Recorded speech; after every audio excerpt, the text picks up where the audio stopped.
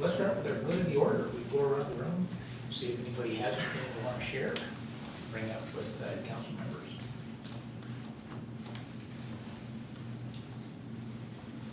I could pass a resolution that says we keep it in the Senate for a few more days. We can move right on to our second item, which is facility rent fee resolution. This is something that we've discussed for a while, and I do have a packet that Chief Hurt put together, printed up for us. We've seen this before, and this is right out of our council packet. So if there's additional information you want to look at, Jody had received information from just one council member. I think that was still. And I don't know if everyone had received those. There were a couple of other ideas I was just going to put out there, especially after we had input from the public, especially groups, user groups that use our facilities, as well as from the Chamber of Commerce. So a couple of those things that folks brought forward that I tried to incorporate. One was potential to add a rental participant category that would be called City Health and Human Services. Those would really be geared for specific things that have to do with health and safety for the community. That could include things like the AA group or drug education, specific things that we as a community really want to support and make sure that those folks have a place to meet and improve safety and health for our community. It could be that we limit those to smaller groups, maybe less than 15, and say that, try to earmark them for some of our smaller facilities like the depot or the Rose Room. The second idea was incorporating proposed fee increase over 3 to 5 years. That was really the Commerce that said, it's a big hit all at once. Maybe we could stretch it out so that people could make some financial adjustments with it. Third idea was once we reach the proposed fee level and incorporate that, we include a basic escalator like 2% a year so that we kind of keep up. And then every 5 years review again and maybe true it up to make sure it's meeting what we see throughout the region. And the fourth item was just consider adding a public benefit definition to the nonprofit group. Some groups aren't official nonprofits, but they still have very specific public benefit and would be able to get that reduced fee. My guess is a lot of the groups would fit into one of those, but I just bring them up for discussion purposes. I think our hope tonight is we kind of zero in, we've discussed it several times, but if we come to some decisions here, we can keep moving down the road. I think that we discussed it quite a bit. So I'll just open it up for council members if folks would like to give their thoughts and opinions on it, and have an opportunity to see if any of these ideas you want to incorporate. I was thinking that because the Rose Room is really not a place that one wants to go to for birthday parties and such, but really when you're renting the facilities, when you look at the amount of money that comes in from nonprofit stuff, it's not as large a quantity as the private really is what gets impacted. And I think that having the Rose Room available at a discounted amount for those groups that really need that would be fun, because we have a lot of rental units here as compared to other cities. Plus, we can take into account the fact that there is free rental at the library as well. That's available to people. So I wouldn't have a problem with the Rose Room being at a lower cost. I personally don't know if I should even weigh in, because I'm one who rents the BBC here for the private sector. So I would like to see it increase. I would like to be able to pay what I think is the right amount for the rental of that unit as a private person or public space. I think it's nice to acknowledge that you do rent from time to time, but I think your experience is really helpful to council as well.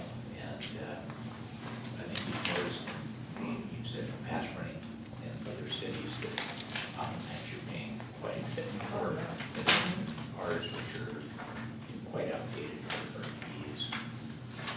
Other input? Well, what you were saying about the, what did you call it, the benefits? So I know there was the health and safety, There's but then, health and human services. Okay. That could be a category.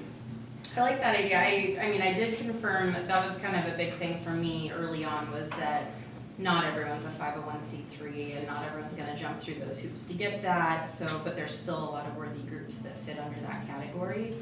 And it sounded like our current wording, I think, encompasses that, but are you talking about making it, kind of wording it even differently than it is now and really defining what kind of groups fall in that, or?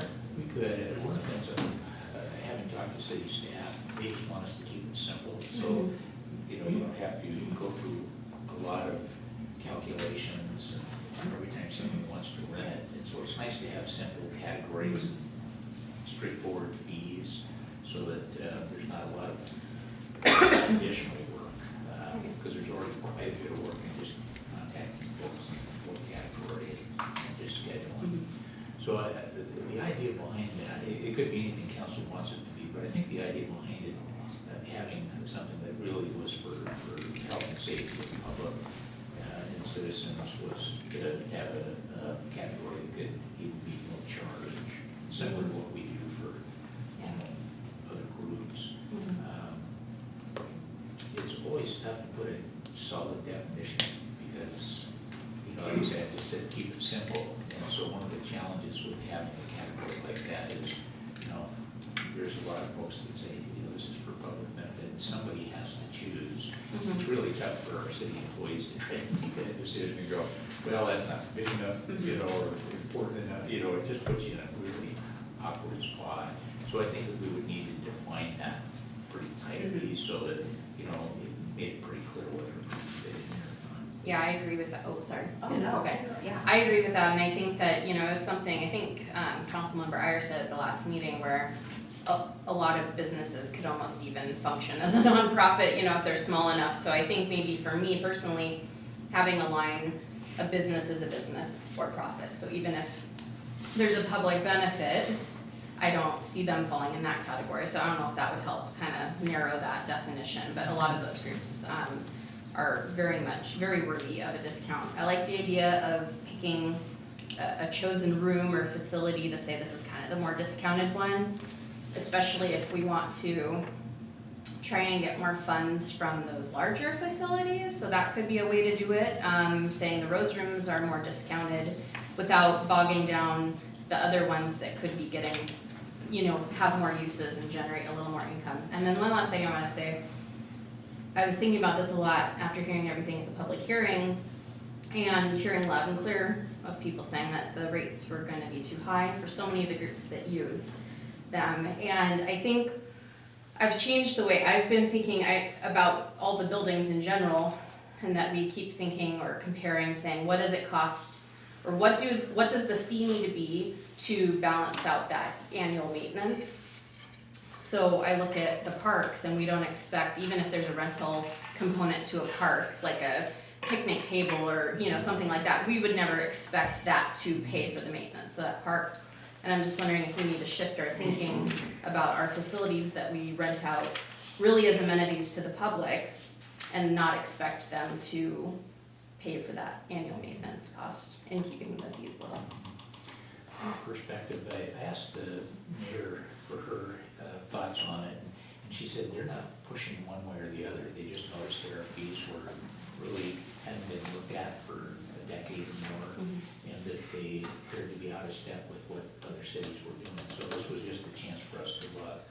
So there isn't a push on the city's part to, you know, get much money to help keep the facilities up. It certainly helps, but it, you know, I think that perspective might help us as we're moving forward, if we're even considering, you know, should we be charging for these? And one of my own experiences when we used to line up CPR classes in the fire service was we just did it for free. but about 50% of the people never showed up just because there's, you know, they hadn't really put anything out themselves to pay for the class. So we just came up with a nominal fee, and we had 90+% attendance. I mean, it's just a little bit of fee. So I think that there's some reasonableness to having a fee, so that people are really invested to some degree. That doesn't mean everybody would, but I do like the, you know, my ideal world, we wouldn't charge for the facilities, just because they're the citizens. But I do think we're a smaller city, and most of those that rent our facilities get the fact that it's nice to help pay to upkeep our facilities, and it's not a huge amount. So I think, while some were concerned about how high we could go, most of them said, hey, we don't mind paying. In fact, some of them even came forward and said, we prefer to have something as well. So it's a balance. Yes, Councilmember Britney. I think what I struggle with, again, is that, and before when I was paying what I considered practically free, the rates, I struggle as a business person. This is my city, that business, that building is owned by my citizens. And I think ethically, I just felt really bad about using it as a for-profit entity, you know. And I think for some people, they'd be like, yeah, I have a business and I can use that for cheap, great, more profit for me, you know, I can utilize, every week I could teach class there or something and make money. And I don't know where that line is, but for me, I don't want to cross that kind of line personally. And that's why I was in favor of increasing the private sector, increasing so that it's fair and it gives back to our public what is right. They should have that money for that building. I mean, they own it, so. Yes, Councilmember Nacklin. So you mentioned something, and I had a similar question, you know, how much of the DVC/Rose room was the upstairs versus the Rose room? And I suspected that the Rose room had less rentals and that the upstairs was what was rented the most. And so I got some information, and that's my spreadsheet I handed out last time. But the Rose room had more rentals than all the other buildings combined. And so there were almost 400, I believe, in just the 6-month period. Hours rented of the Rose room, that's what I have. And the upstairs, oh, that was just for nonprofit. So total for that room, paid and unpaid, was 520 hours in the 6-month period. And the upstairs, if you counted the unpaid, there was 425. But if all you were looking at was paid, the Rose room by far had the most paid hours of any room at all. And so I was surprised by that, and I didn't know if anyone else knew that. So I think what we need to consider is if we decide to have the Rose room be very, very low fee, that we would be eliminating a large majority of our revenue. So I just wanted to put that out there, which we may or may not decide to do, but I just wanted to make sure we were aware. And then the Health and Human Services idea, I like it a lot. I think the group that I see falling into that category is the AA groups. And what I wonder is, since they have so many rentals, they're, I think, one of our biggest users, that perhaps instead of trying to create a schedule that takes that into consideration, and then we have other people trying to figure out, do I fit in that category? Could we make, just like we do with other user groups that have lots and lots of rentals, we would make a special rental agreement just with them, possibly. I don't know if that's even possible because they use so many hours. It's, you know, there's other user groups that we have special agreements with because they do rent extra.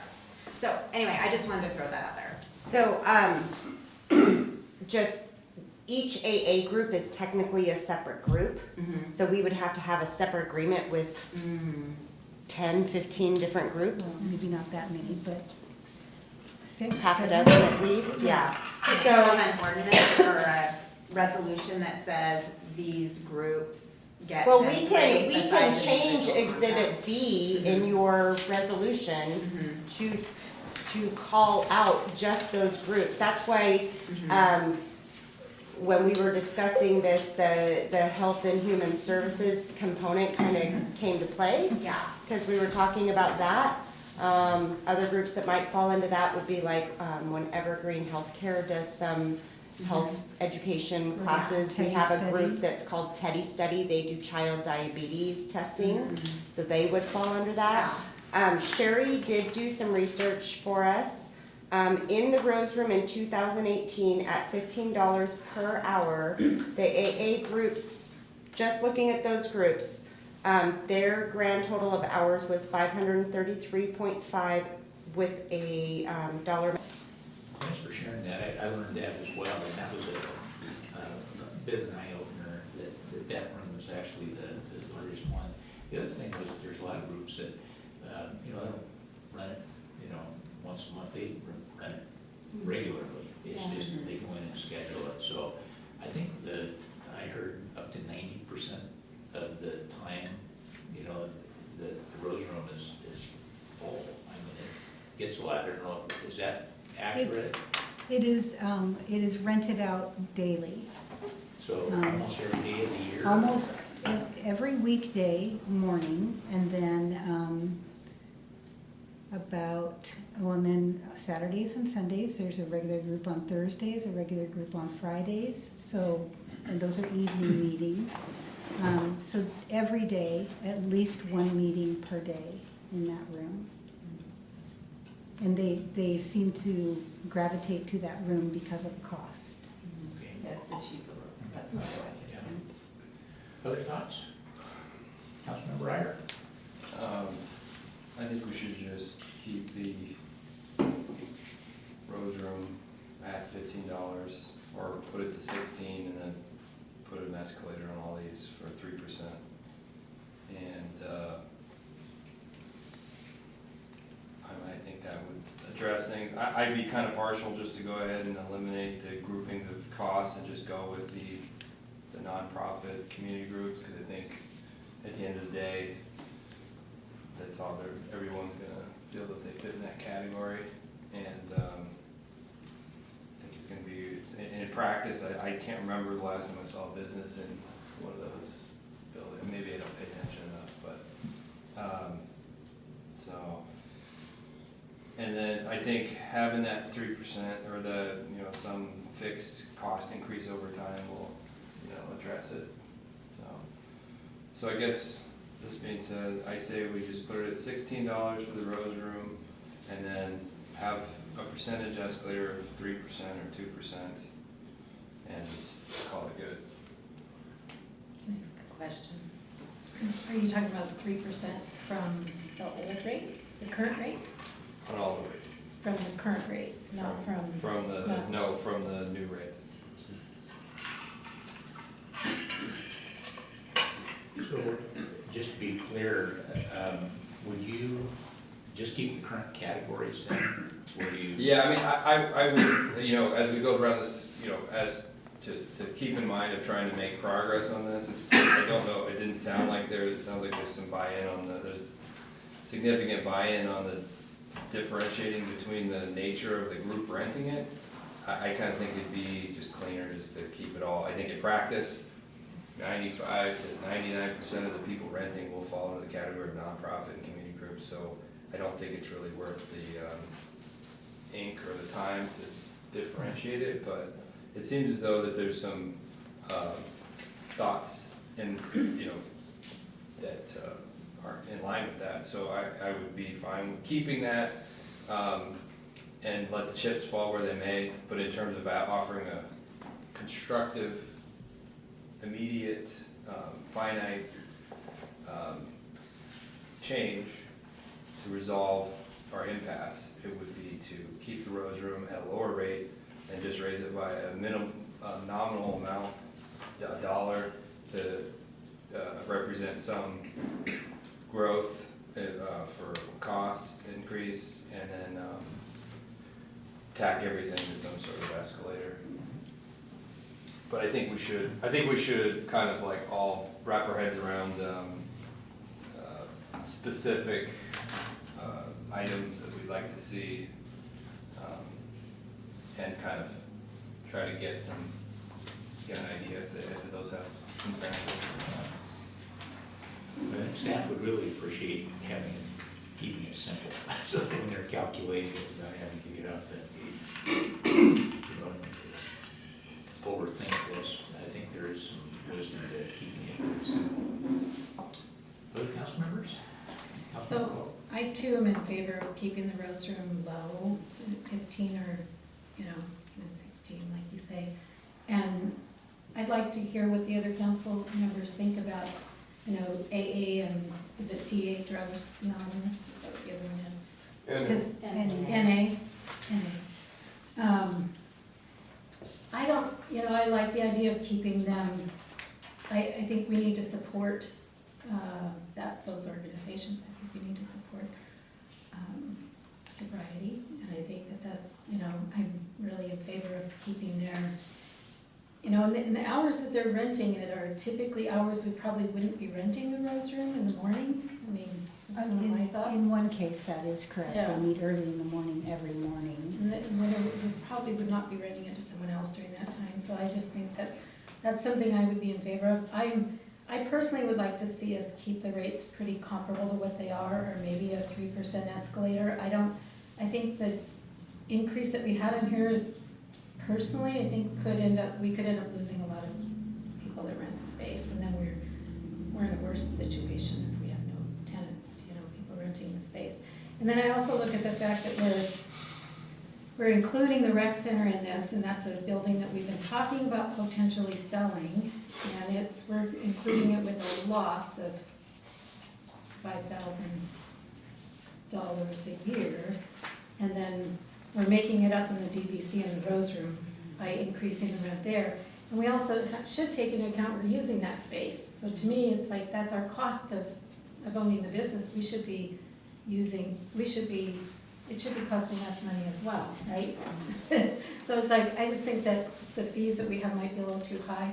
I appreciate the analysis that you've done, Chief Hurt, because it's helped me try and understand and wrap my head around whether we should be doing this, but that's just what's been going through my head, so.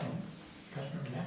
I just wanted to remind that on the rec center, the hours that were put in there were just copied over from the depot, and they have no relation to what potential that building has for renting at all. It can be, that building has a huge potential for being rented by organizations that would utilize it, way more potential than the depot has for usage. So I would be really careful to look at the current estimated hours as having any meaningful, it was just a way to put some numbers in there, I think, which is all that we could do. Right. But, We don't have any. so that would be the rec center especially, really, the hours were just copied over from the depot, which is a totally different building. I was gonna say something else now, let me regroup. DVC. Oh, this is something that maybe belongs in another conversation, but I'm just gonna throw it out there because I brought it up, and to staff, was the DVC has a lot of potential also to, if you could block off that room to the left and the upstairs area, and could that be another meeting room for the community? I don't know exactly how that could work out. I know you need ingress, egress, or other things, but just. Fire code, is that okay? I think long-term, all that would have to be explored, but I guess I'm just thinking through if there's a demand for meeting space, we could increase revenue potentially if we did make the DVC, put a fire exit or something. I see you looking, and I think you could probably expand on why it would be tricky to do that. So. It Well, just we're looking- depends on what the code is and how Mhm. much improvement we have to put in it, but, we are gonna be looking at the DVC and the rec center, so we can talk with the consultant and can just fly that by the door and see what she has to say and ask if we made this change, what other changes would we have to make? So we can do that, we can add that on. Okay, because I'm just thinking we're talking about how we can bring in revenue to cover the cost of our buildings, and that is another potential, but that's really another topic. So I agree, I'd love to keep the Rose Room and even the Depot at a lower rate, so the $15. And I think the $15 actually, if we put the Depot at $15, which I still think is very reasonable for that building, it's a super cute building, that would technically be a $5 raise for the Depot. Are you currently renting it for 10? Currently, the Depot building is the only one that has an official nonprofit rate of Okay. $10 per hour. For private events, it's at $20 per hour Okay. currently. So my only concern is if we have that rate so low that the amount of impact to that building for a meeting happening in there would be pretty low. But if we start having a lot of birthday parties that make messes and At one require point, birthday work. parties were banned from that building because of, Okay, right. yeah. So I don't see anything in our current formulation of, the, policy for the buildings, and so I wasn't sure, does that mean that we are planning to allow birthday parties, because they aren't specifically banned? I'm willing to try it again. Okay. I guess there was some bad history with, Yeah, with a few of the birthday parties that did take place, under some certain circumstances. I mean, required to cover the tables, and then close monitoring of the facility afterwards. And then what we haven't discussed is any kind of damage deposits. If somebody has something on the table, then they're more likely to take good care of the facility. And then we need to be, in my opinion, strict about making sure that it's in good order when they're done with their rental, or deduct from their deposit. Our challenge, at least on the weekends, is that we have to do a call out to staff for overtime to come and look at the building if we have parties. So I think us trying it and seeing if it works and if we can self-regulate, if our groups can, we can try it. But I think if we have to do a call out for 4 hours, that's probably, I'm sorry, 3 hours, thank you, Steve, for 3 hours, that could be a challenge. so that's my only concern about having a single $15 rate for meetings. I think that makes perfect sense. My concern is just if that is open for private parties and different things, that $15 might not cover potential cleaning costs, bathrooms. I mean, you can have a kids' party, and I can just imagine the bathrooms will probably need some tidying. So right now, your Exhibit A is set up to allow for a nonprofit and a for-profit, unless you choose to go for a building per building, no matter what use it is. Okay. So we do have the option, and right now, it's currently set up based on discussions of possibly having the DVC and the rec center at a slightly higher rate, or different rate, or the other two at a lower rate, however you wanna, however you wanna say that, but, it is currently set up, and the for-profit, if you will, or private events does cover birthday parties, weddings, receptions, that kind of thing. So I was just bringing it up because I was addressing Councilmember Ayer's suggestion, because I agree. I think that the distinguishing between the two is going to be fuzzy, and there will be less and less people that believe they fall into the for-profit category. And so I would be open to not having, following your suggestion, but then my concern is some of these things, like parties, could be at a loss because we would have to have cleaning, and that's my Will only they be concern. considered community groups or private events? Mhm. So that was my only concern, is that parties then would be at a pretty low rate. I will say that every time I've rented the DVC, I've had to clean up whoever was before me. So that seems to be a problem, So I don't know what it's like now, but when I used to rent it, I had to clean, vacuum, empty trash, all of that. Whoever, excuse me. Other thoughts? I think cheaper.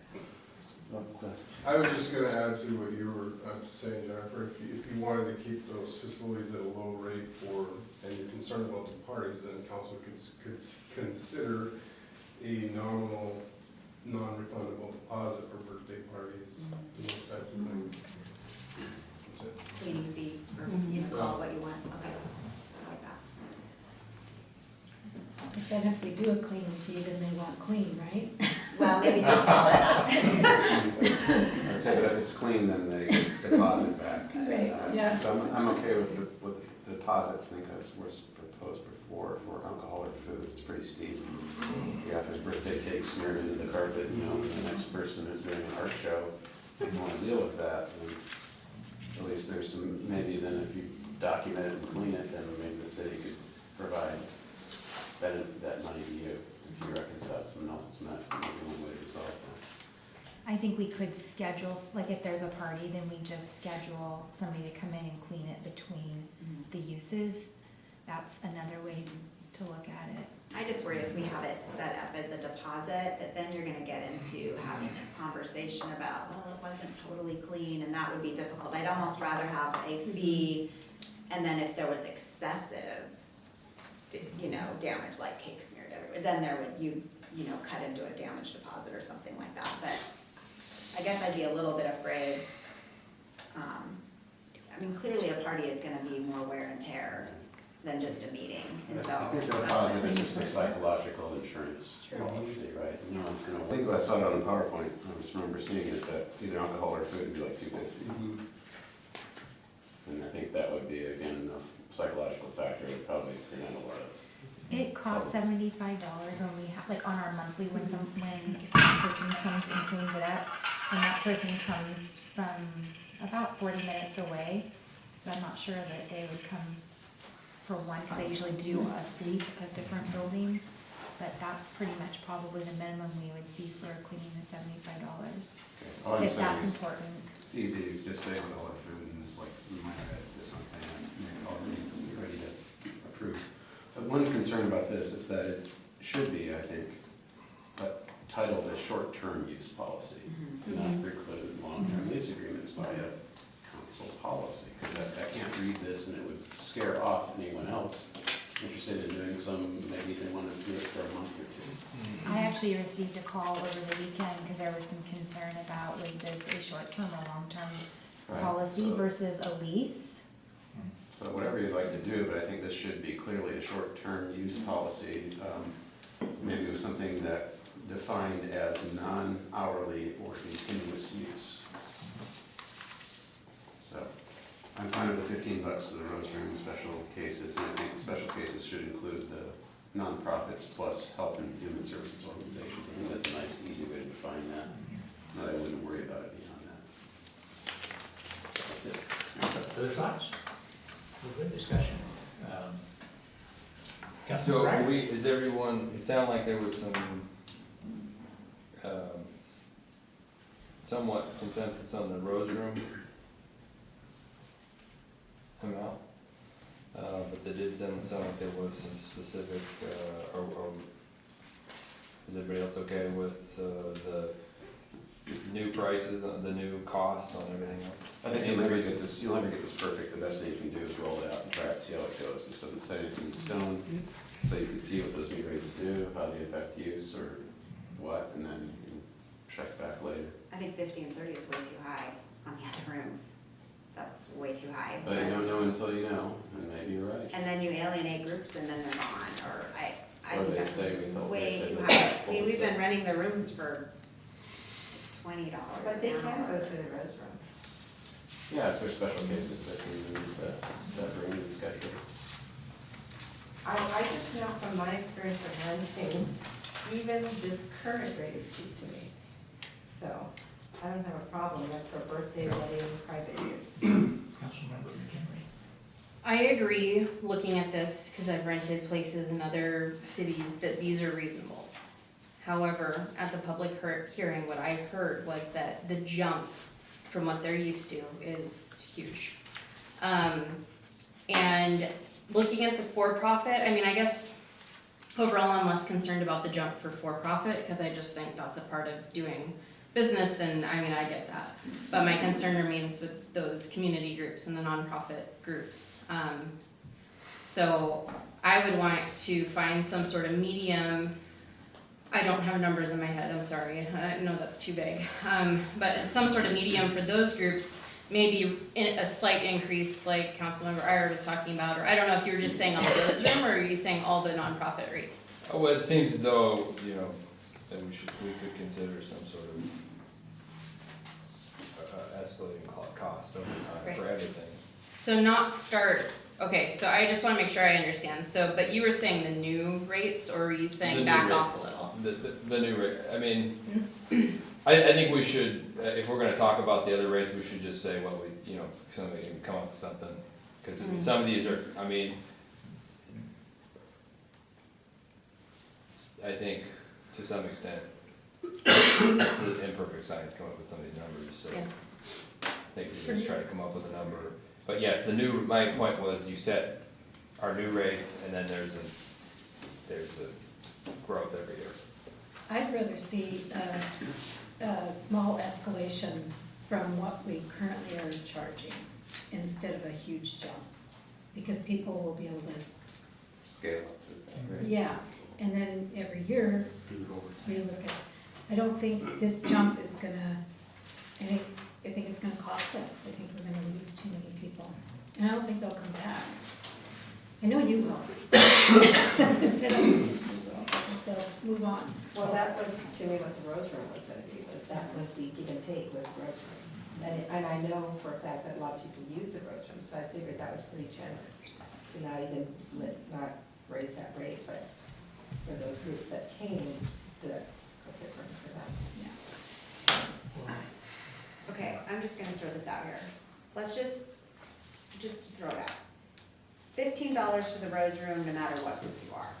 Because it's just a meeting room, and it's, I can't imagine very many floor plans using that room. It seems like a reasonable rate. It's not gonna, it's used for meetings. It's probably not gonna get destroyed. So $15 maybe for that room. And then the DVC, I feel comfortable with 25, 35 on that one. I don't think it's quite as high as what's being proposed. I think the initial proposal was 25, 40, and then it went up to 30, 50. I think those are way too high. I think maybe a 25, 35 seems, for the DVC, that's a pretty big building with a lot of, even if it can't handle as many bodies, it has a lot of space for different activities. Rec center, I would say that's comparable to the DVC in usability. 25, 35 on that as well, I think would be reasonable. And the depot's the only one that I'm kind of still hesitant on. If it's used as a meeting, definitely keep it at 15. But if we're starting to throw parties and having private events, maybe we still should have a private rate that would be a little bit higher, maybe $25 on that one. So a 15.25 for the depot. That's my suggestion, just to start somewhere. So 25, 35 for the big buildings, 15, 25 for the depot, Rose Room 15 across the board. I concur. I'm fine with that. And then put a 3% or a 2% escalate on it. And then change the title to short-term use. Yes, Yeah. I totally, yes. Is there a new suggested daily for DVC or Rose Room? The daily is just the single hour times 6 hours. So it's not, Is that right? It's just you guys. Yes. there's no At discount? times, there are people that rent the room for A weekend. a weekend or over 6 hours. So we had offered a daily rate, and which was equivalent to 6 hours worth of rental. So we can either come up with a daily rate for each facility, or we could just, if you want from 10 to 10 a.m. to 10 p.m., then you're gonna pay your hourly rate. That would be your guys' call. I just didn't know, because it looked like our old fees were $120 daily and 90 So if you look at the sheet that has the blue on the top, and if you look at the very bottom, on the right-hand corner, you'll see the current rates and the proposed rates. That might be a little bit of a help. Well, I think we're getting closer. I wanted to take just a moment. Tonight I invited Jeff Rasmussen. He's with the Boys and Girls Club of Snohomish County, more specifically, he's the Monroe Club. And they helped assist last year when they came out for a couple of weeks and had a very successful Boys and Girls Club event for us in Duval. They're actually looking at potential to do a 3-month period here where they provided events for youngsters over the summer from maybe toward the end of June when school is out, into September. And I asked Jeff just to come because he's also talked about potential to look at the rec center as well. And I thought he wasn't able to be here to provide input last week, but because we're talking about it and because it's potential to rent the rec center for a longer period, I just thought his input might be helpful. And so Jeff, if you don't mind just speaking for just a moment and Yeah. giving us some input and your thoughts. Well, certainly. So I reached out to everyone, and I appreciate all the conversations and introductions. So, you know, kind of as I mentioned, Boys and Girls Clubs in Snohomish County, we had a very successful summer camp program for the youth of Duval here last year. And in speaking with the families that attended, they were very excited to hear that we were hoping to come back. And last year we ran the summer camp program here in Duval for 2 weeks. It was kind of a last minute opportunity that we had in front of us, and we jumped on. This year we're working with Mayor and staff in hopes of being able to put something together that's going to span the length of the entire summer. So basically 10 weeks from the time that school gets out on June 25th till the time it goes back into session, September 7th, or roughly, give or take a day there. You know, very similarly modeling this after our current programs that we run at all of our clubs. And as I mentioned to everyone, I'm based out of the Monroe Club, so I can speak pretty passionately and intimately about what we do out of Monroe, but I think if you were to view all of our clubs, it's pretty much identical across the board, consistently across the organization. So, in conversations, well, last year we occupied the depot building for the 2 weeks and utilized McCormick Park, which was great. Knowing that this year we wanted to expand for the 10 weeks and offer the programs that long, we felt that we needed a space that was a little bit more conducive and able to, one, hold more kids, but then also give us more capacity to run the traditional programs that we do. And I've got some information here I'll give to you that just kind of lays out the 3 areas impact that we do. And this is both during the school year with our before and after school programs, as well as summer camp. It's the impact is identical and consistent across the board. So of the 3 options that kind of came up in discussion, the rec center was certainly the most appealing. You know, the fact that it was most recently occupied by a preschool, right there says it's feasible for youth right out of the gate.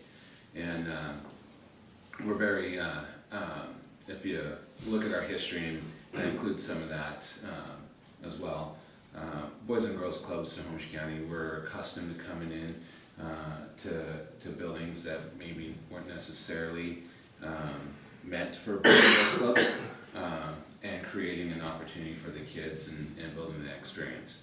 In fact, my own club, Monroe, when we started in 1981, we started in the bus barn of the Monroe School District, and created a youth center out of that, and eventually outgrew it to where it is today. So that's just kind of a high-level overview, and I certainly have some additional information, but I kind of want to stop there, and you know, if there's anything specific relating to the Boys and Girls Club or kind of how our community partnerships work, would love to answer any of those questions. Jeff, can you talk about the fee? So you're looking at the rec center, and we certainly, I think the old fee that we had on here was in we didn't have one, you know, and we had a rental agreement for the facility, so it was really separate than a fee. But what we're looking at, the proposed rates was 30 for nonprofit, and $50 an hour for private events. How does that impact the Girls Club potentially using it? Is that something that ideally you'd love to partner with the city so you can get the facility for free? Mhm. Or is there a certain amount that you budget and say, hey, this is what we'd be able to help provide? Can you give us a little of your input? Absolutely. So with our organization, we have 24 clubs throughout our organization, not just in Snohomish County, but Island, Kitsap, Whatcom County, even Eastern Washington and Warm Springs, Oregon. 9 of those 24 clubs are actually on tribal ground. And so we partner with the communities that we're in, as well as the native communities that we're in as well. And part of our model is that we utilize the city-owned or school district-owned buildings and provide the service to the youth. And in exchange for that, it's a zero rent cost. So we basically are able to lease the building, whichever building we're in, at zero cost in exchange for affordable youth services to the community. Part of that agreement too is that we maintain the building, and so anything, kind of the general rule of thumb is anything inside the building is responsible of the Boys and Girls Club as a tenant. Anything outside the building, parking lot, somebody has a sinkhole or something like that, we collaborate with the community that we work with or that we're in to find a way to jointly address those matters. And so by having that kind of partnership and fee structure allows us to keep the services to the community at very affordable rates.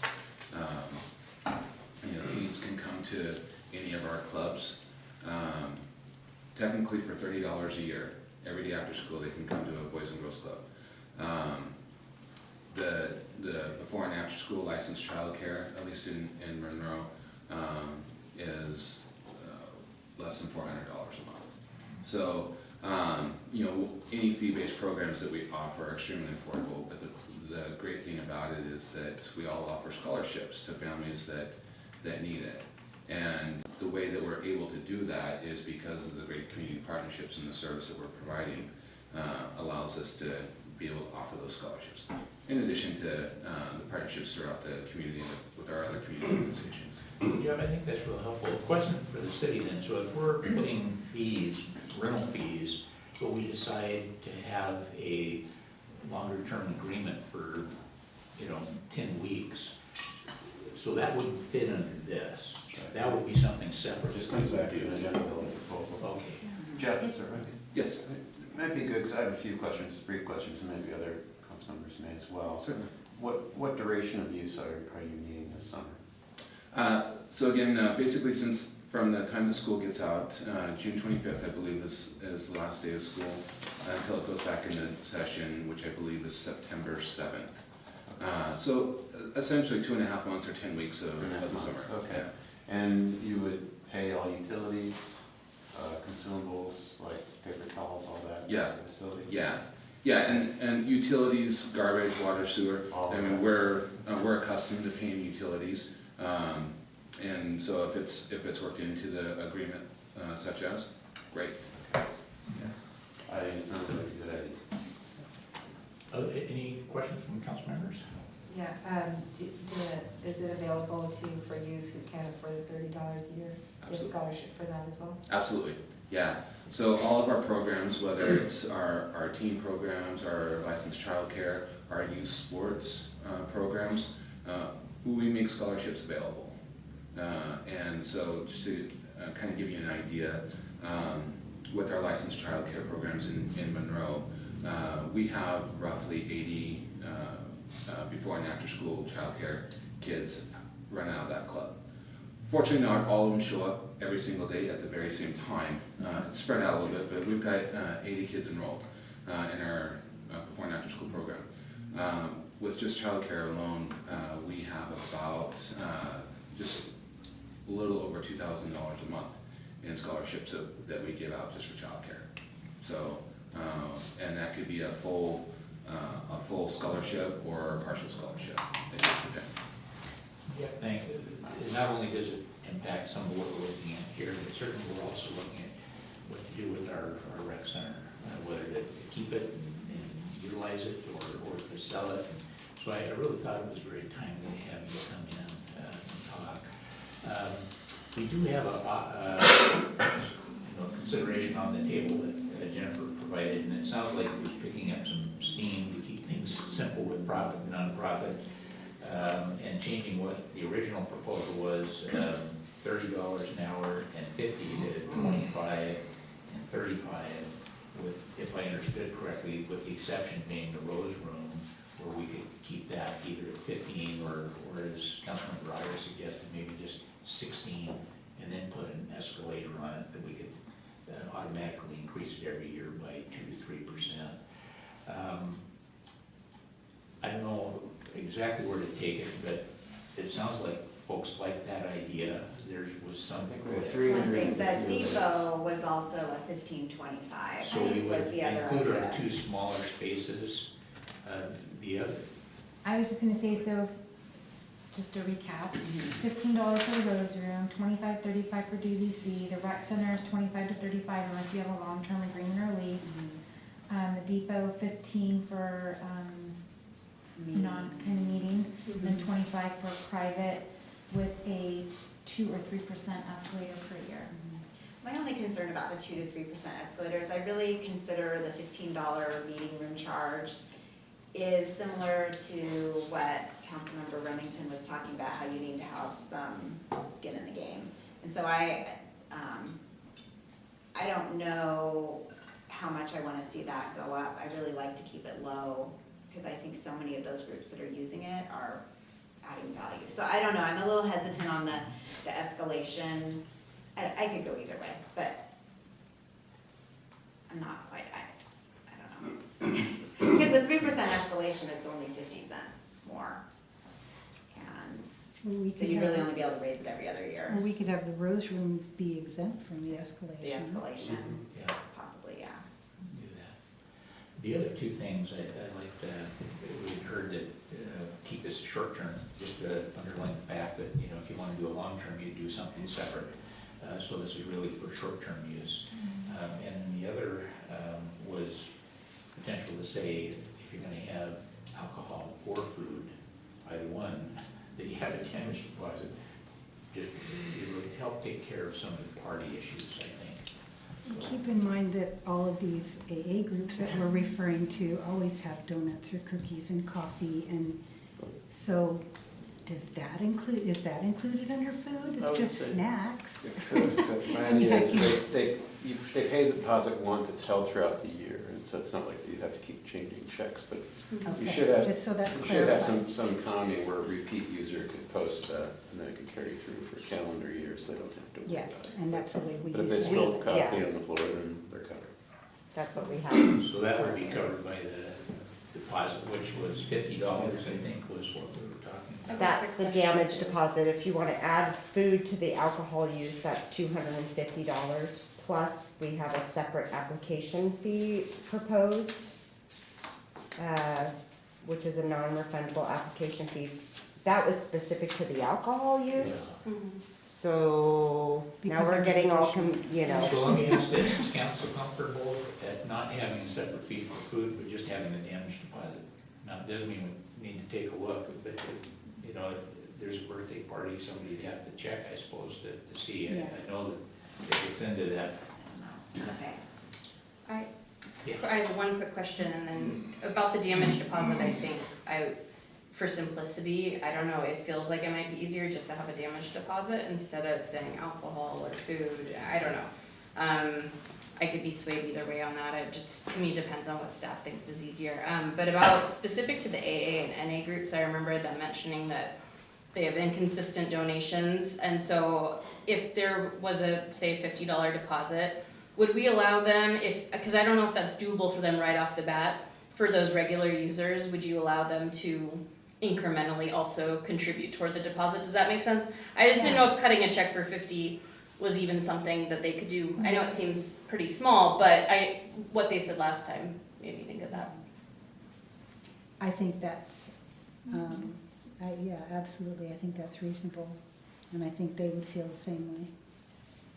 Yes, I think it's usually like one member probably that steps up and pays the annual. That's kind of how I feel Yeah. that works for the damage deposits. So, So to make it real plain then, so are we looking at, it sounds like holding it at $15, nominal fee for the Rose Room and for the depot building? And then the others would have the 25 and 35, so it's a smaller increase, going from 20 to 25, so that's $5 for the Duval Visitor Center as an example. And would go up by 15 for the private events. There's still a very reasonable amount. I see folks nodding, so everybody want to go with that and see how we do? Yes. Let's I'm do not it. gonna vote on that. Okay. I'm not We're one waiting quick on thing. that one. I promise I'm not gonna confuse this, I think. Okay, actually I lost my thought, so. I think that's good. If I think of it, So I'll would say it the- again. Would the Rose Room for-profit private event be $25 or? That we didn't I think specify we were what that just was. It's saying 15 flat. it was 15 flat for everybody that used it. So staff, this is so critical, to make sure that, you have to make this work.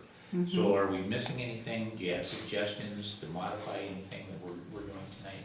I just would, I would like some clarification on the rec center. Are we looking at some point, putting that online as an hourly rental facility? We have that here, and I think it makes sense in a policy to say these are our facilities, if we do rent it, we have a If choice we whether do, we do or right. not, but these But would be we are the. going to be holding it for the time being for the Boys and Girls Club until further discussion. Well, let me ask that, how do you feel about holding that and considering it for use for the boys? I think we should get to this first, Okay, and because I think we're starting to mix a lot of issues here. that's good, and I appreciate that, because that really is separate, and we can do that outside of these rental fees. We've got a lot of months until summer. We do, and That so you we wouldn't can work wanna on that. make it sit empty if it was ready to start I would working like- early. Oh, go ahead. I just want to comment on the rec center, if council recalls, when we were going through the budget process, staff was recommending selling that facility. So the current O&M budget for the rec center is only the first 6 months of the biennium. So if we were gonna continue to keep that facility, we're gonna have to ask for a budget amendment for probably about $30,000 for O&M over the biennium for the rec center. We just need to keep that in mind. And I we're- remember, Actually, I don't wanna mix it, council member, yeah, we should move. We'll just look at the fees. Yeah. We're really close to finish. Yeah. We're real close. Let's finish, yeah. I just wanted to ask, I remembered my thought was, we mentioned a scale of increasing the fee. Is that something that's part of this that we wanna decide now? And if so, are we for sure on the 2 to 3%? And then I was wondering, should we work in like after 5 years, some sort of timing of when the council would reevaluate it, otherwise it's just gonna keep going, I don't know. We've talked about this before, but we tend to talk about things we've talked about before, sometimes.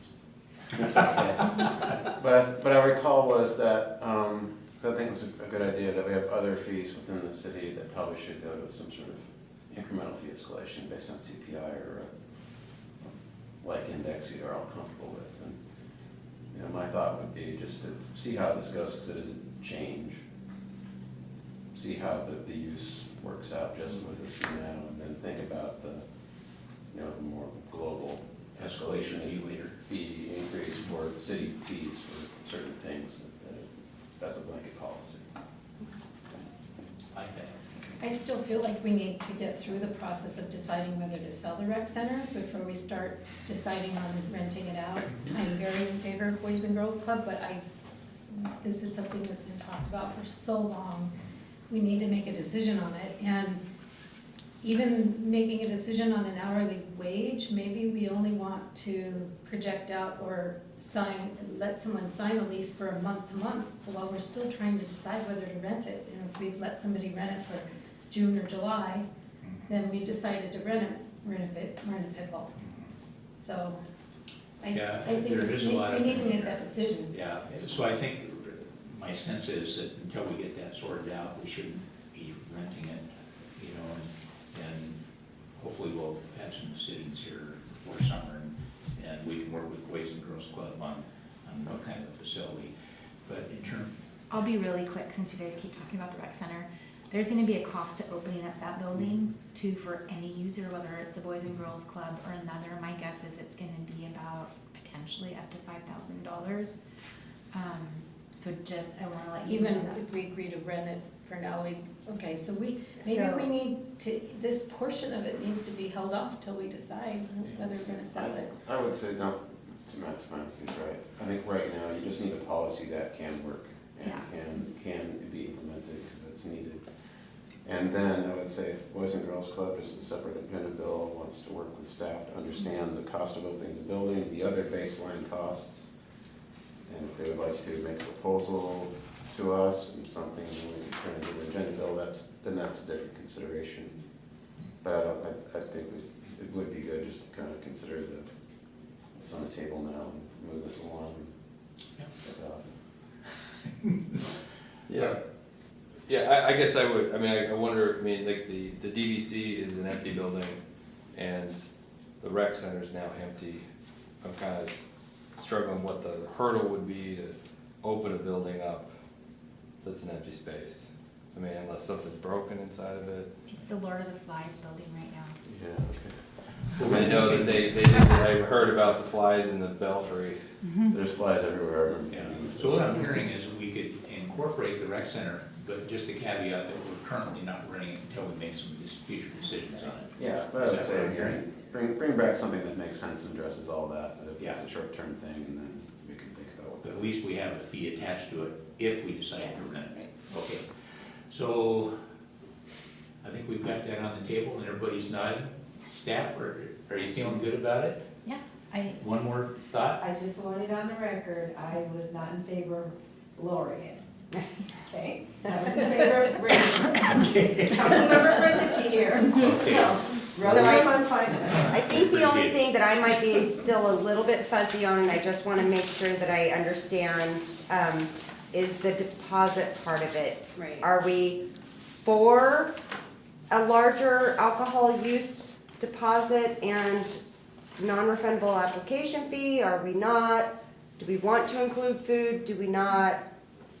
Like, that's the only part I'm still a little bit fuzzy on. Well, I don't think, it sounds like we weren't gonna include food because it does get a little difficult. Is that right? You can't police that. Yeah, it's really challenging. It sounded like, I think we were leaning toward an overall damage Absolutely. deposit rather than specifying food, beverage, alcohol. I don't know. And I think just to play devil's advocate, the reason why we were proposing a higher alcohol use, similar, I believe it was Councilmember Naplin who brought up the fact that when you do use alcohol in a building, the chances of damage can be slightly higher depending on, your attendees. And I think that was, and the administration part of it, which is why we had introduced the $25 non-refundable application fee, because there is additional administration work that goes into processing, making sure they have all their ducks in a row to serve alcohol in the building. So I'm just throwing that on the wall and you Because guys. staff recommended it, I really do think alcohol changes quite a bit. I think when you're saying, hey, we're coming to party and we'd like to have alcohol included. And to me, those seem very reasonable to be able to say, hey, there's a separate fee for that and a non-refundable fee for the administrative work that goes along with that as well. I'm just throwing that out there.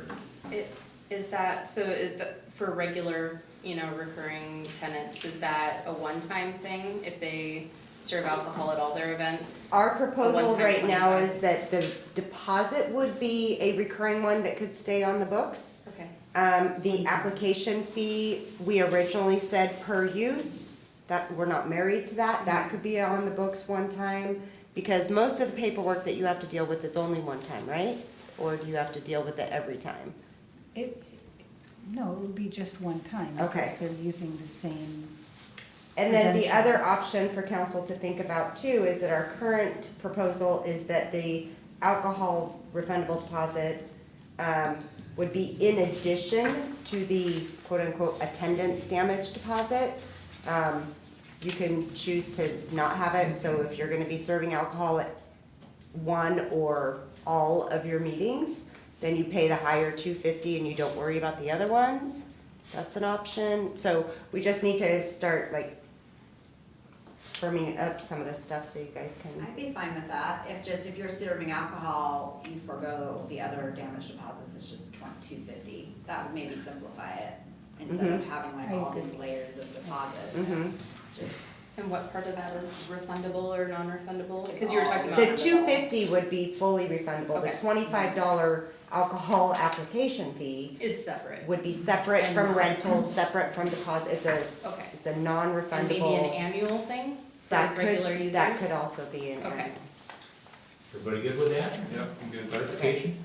So we have about 15 minutes left, maybe. Man, we used all that time? Uh, Felt like 10 minutes. Part of that is new mayor pro tem not being as efficient, but I want to say it is so important on some of these things that directly affect community groups that we have this kind of discussion. I think it was very healthy to do that. I also think that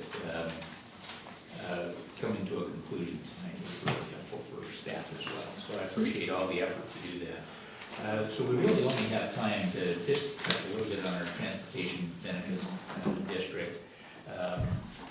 Steve is here tonight. I don't know, Steve, were you gonna share anything on that?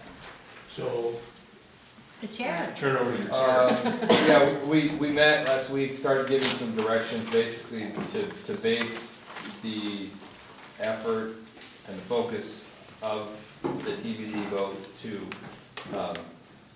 maintenance of road surfaces, and then and what that resulted in was what we felt was the best way to move forward with, considering the amount of money that would be, bullet points? No, I'm just kind of winging it. With the total dollar amount coming in year over year, that the best use of that money would be to focus on the overlays, maintenance, crack seals overlay, and then allocate some money to go to grant matching dollars, with the idea that that would be where we would get those to sidewalk funds. And we felt that, considering the dollar amounts that we're looking at, that it really is important that we don't dilute that money in too many project allocations outside of road maintenance. I think, Steve, does that sound like a summary? I think the other part too was then like 90% of the funding would be dedicated to doing the work. 10% could be used as that grant match set aside. Again, the premise that it pays for O&M, payments and other realistically attributable costs. The 10% match could be used on grants. I think the group felt comfortable. That wasn't always specific to O&M. It could be a little capital as well, so an expansion of the sidewalk or road or whatever as part of that matching structure. I don't think the group was limiting borrowing capabilities for larger projects over a more than 1 year term. You know, you have to save up enough to get a big project, or do you borrow and do you then structure your financing within that annual payment? I think that was about it. Councilmember now. So when we're talking about O&M, are we talking about this would be paying for existing staff? This would be going out and hiring people to do crack sealing and all of that? Or, The legislation as it exists is flexible, okay, but I think what we put forward in production materials to the citizens should be clear. right? It's not gonna pay for the 10% of Steve that comes out of streets. The Okay. intent is that $250,000 annual estimate revenue pays for $250,000 worth of surface treatment. Whether it's repairing, replacing a bad section prior to an overlay, or part of the overlay, or we do crack sealing house. That's something we're obviously gonna continue to do no matter what, but then do you do more that you can get bid out? Like, so Okay. there's just, But it'd be clearly defined, it wouldn't just be suddenly we were taking more and more we're not using it to add FTE FTEs or allocations anything like to that. cover, okay. It's specific, and some of the other information that was shared previously too, like, do you make a list? You know, I think we did talk about making sure some of the bigger projects that we knew would come forward, that were already poorly scoring and high priority for an overlay program would probably make the list. It is a CIP style list, you can't update it annually. Rachel didn't even argue if you want to do more than once a year, but normally, you know, your CIPs are updating. We have to have something to provide the community that they can see and then feel and then say, yes, I do, or no, I don't.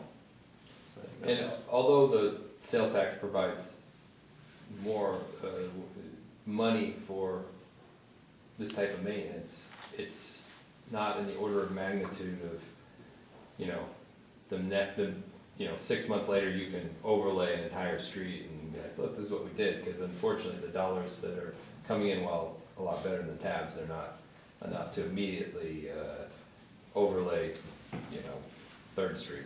So, so you have to kind of walk that line in between the big project or a significant project list and the ongoing maintenance. That's not as exciting as. We have a pretty tight timeline to Okay. just before the voters. Is there anything you need from council tonight, anything specific? I think that the gist was, you know, does that, I mean, just, is there any objections to that? I mean, we did kind of reduce when we talked about walking projects or, you know, a specific walking project, but I think we've, you know, looking at the numbers, I think that was something that wasn't really attainable. But I think with the 10% really is an opportunity that there are usually grants out there for projects like that, so. And if that's, you know, what we outlined seems good, then we'll kind of keep going the way we're going. I want to show of hands from council, that sound good, and allow the committee to keep moving forward for us? Can Steve just touch base on the next steps? Yes, So absolutely. yeah, it's pretty simple, and just like Councilmember Iyer said, make sure everybody's feeling comfortable with that box we're gonna put ourselves in, and then we will go to a meeting on Monday. We will start to put together some sort of project list and, you know, roll this into a little bit of a narrative, short, sweet, you know, like usually you see the half a page narrative when you have the voters pamphlet and all that, so it's reasonable to read and reasonable to understand. We will have non-engineers review for our writing, right, so we can make sure it's digestible by non-engineers. So we tend to be too techy and whatnot in how we produce the written word. So we'll work on that, and we have a committee meeting on Monday that we can, I hope to have that flushed out so that we can just have a 20-minute meeting, and we have to get something turned around really fast to meet the schedule on council packet, because I think we wanted supportive decision, was the first meeting in April technically? Mm-hmm. And then we start rolling the ball on the next steps. Well, I think if you look at the 2014 pavement management system, some of the tables in there, I think that was to not reinvent the wheel too much and to you know, start from there. Because it's kind of funny that the numbers actually kind of match what we were Almost projecting. exact, doing it on purpose. So, not that the allocations would be that particular, but that framework, that idea, you know, going from there, so. Shall I go ahead and put this on our next cow as well, and we can all take a look at that, and be ready to vote that night if necessary? Good. So we didn't get to our financial We committee. don't really Do have we- anything to report, so. Okay. Do we have a chair for the financial committee? We had to cancel our meeting, which Okay, is so we don't not have the end of that. the world, but, Oh, my fault. no, it's stuff comes up. That means you're the And- chair, right? I told them they could meet. And then we have a conference, we nominated. Yeah, I know. And I'll put that on our next cow as well, so we can take a look if there's anything. If not, we'll end the cow early. Well, with that being the end of our